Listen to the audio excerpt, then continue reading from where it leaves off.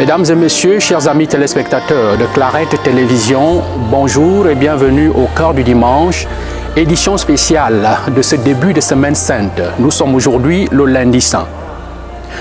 Marie répand le parfum sur les pieds de Jésus et les essuie avec ses cheveux. Judas lui en fait un procès, car il donne plus d'importance à de l'argent qu'à son maître qui pourtant lui a fait l'amabilité de les lire et de l'appeler. Allons-y dans l'évangile du jour, écoutez ce que le Seigneur nous enseigne dans la relation avec lui.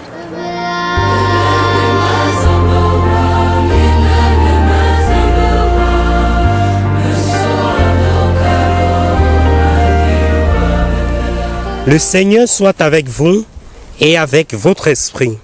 Évangile de Jésus-Christ selon Saint Jean.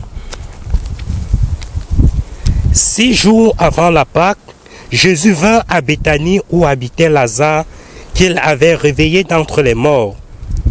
On donna un repas en l'honneur de Jésus. Marthe faisait le service.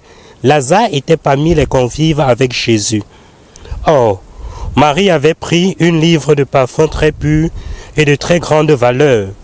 Elle répandit le parfum sur les pieds de Jésus qu'elle essuya avec ses cheveux. La maison fut remplie de l'odeur du parfum. Judas Iscariote, l'un de ses disciples, celui qui allait le livrer, dit alors: pourquoi n'a-t-on pas vendu ce parfum pour 300 pièces d'argent que l'on aurait donné à des pauvres? Et il parla ainsi parce que c'était un voleur. Comme il tenait la bourse commune, et il prenait ce que l'on y mettait. Jésus lui dit: laisse-la observer cet usage en vue du jour de mon ensevelissement.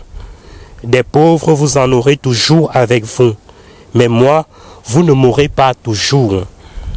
Or, une grande foule de Juifs apprit que Jésus était là, et ils arrivaient non seulement à cause de Jésus, mais aussi pour voir ce Lazare qu'il avait réveillé d'entre les morts. Les grands prêtres décidaient alors de tuer aussi Lazare, parce que beaucoup de Juifs, à cause de lui, s'en allaient et croyaient en Jésus. Acclamons la parole de Dieu. Louange à toi, Seigneur Jésus.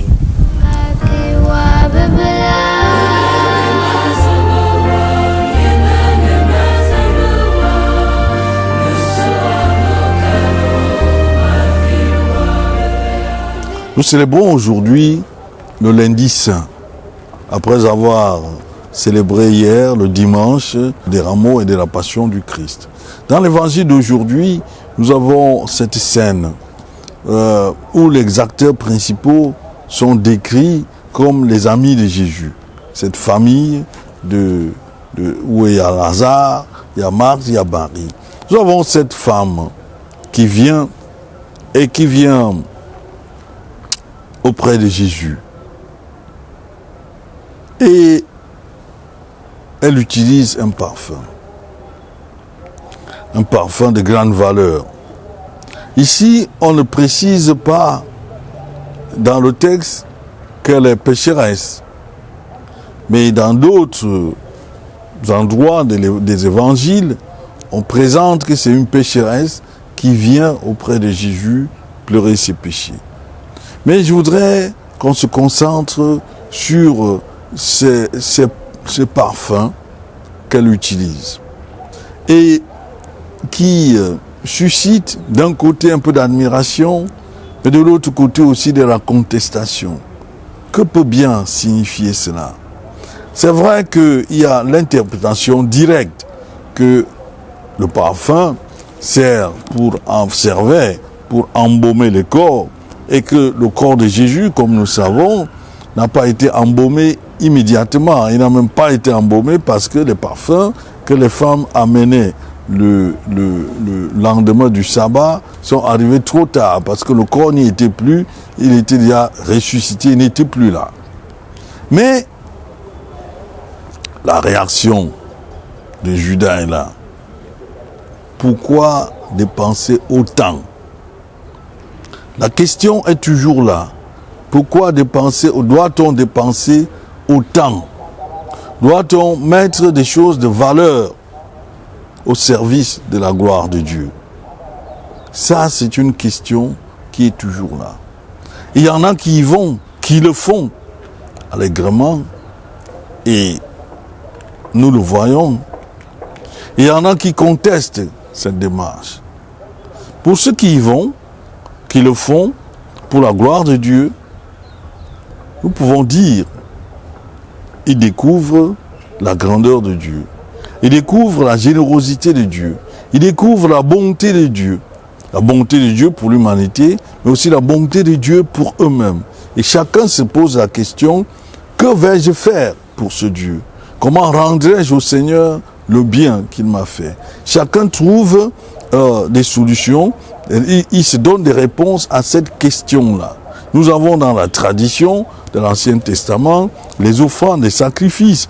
Nous avons cette tradition d'offrir à Dieu le meilleur de ce qu'on a. Nous avons les prémices, on a fait un chant et on voit que tout cela vient de Dieu. On se dit, les premiers fruits de ce chant, je vais les donner à Dieu. Je vais les offrir à Dieu.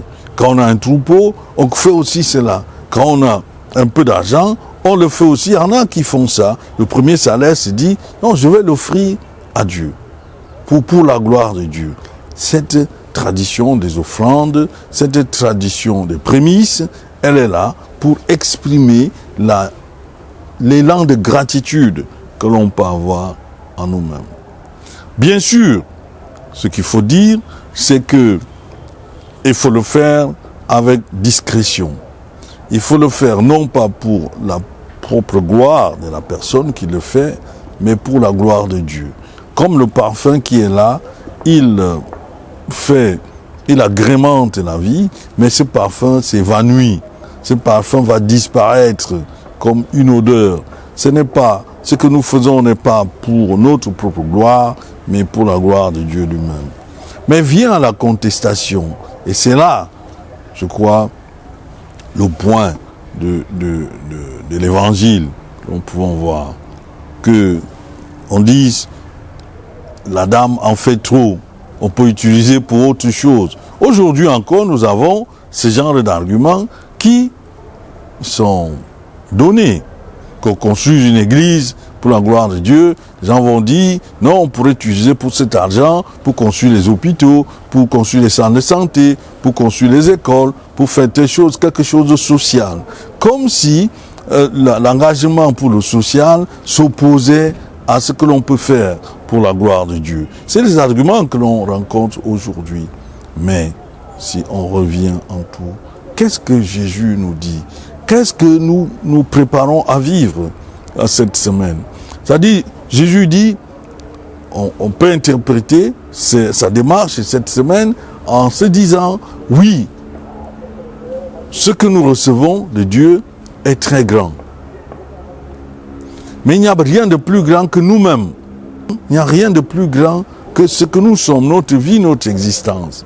Et Jésus dit, ce que je veux offrir pour la gloire de mon Père, ce n'est pas ce bélier, ce n'est pas cet agneau, ce n'est pas le fruit de mon champ, ce n'est pas une partie de mes avoirs, c'est toute ma vie, c'est moi-même. Jésus, qui est l'offrant, est aussi l'offrande. Il se donne lui-même. Donc, ce que la femme fait est une invitation à dire, on peut offrir ce que l'on a pour la gloire de Dieu, et davantage encore, on peut s'offrir soi-même. Aujourd'hui, on peut prier pour ces personnes-là, hommes et femmes, qui, à un moment de leur vie, se disent, moi, je veux m'offrir à Dieu. C'est consacré, des prêtres, des ceci, qui se consacrent à Dieu. C'est aussi ceux qui ne donnent pas, on peut penser aussi à ceux qui ne donnent pas toute leur vie, ne donnent pas totalement toute leur vie, mais une partie de la vie. Un choriste qui s'engage prend de son temps pour la gloire de Dieu. Un catéchiste qui prend de son temps, de son énergie pour servir Dieu à travers son église. Le prêtre qui a tout donné toute sa vie, le religieux, la religieuse qui a donné toute sa vie pour ça. Nous pouvons donc prier pour ces personnes qui donnent une partie de leur vie pour la gloire de Dieu, pour le service de Dieu à travers son Église. C'est là aussi un des enseignements de cette semaine sainte. Jésus dit, ma vie, nul ne la prend, c'est moi qui la donne. Loué soit Jésus-Christ.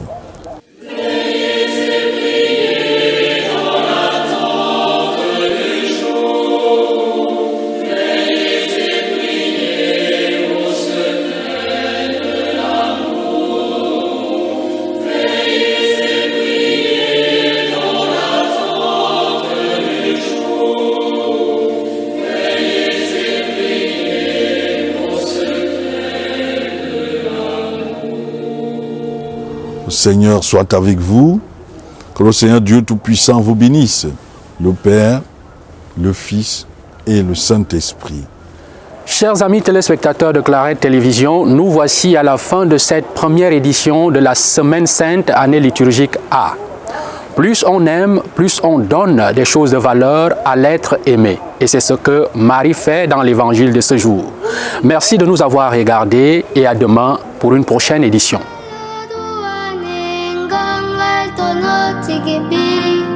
무서워도 갈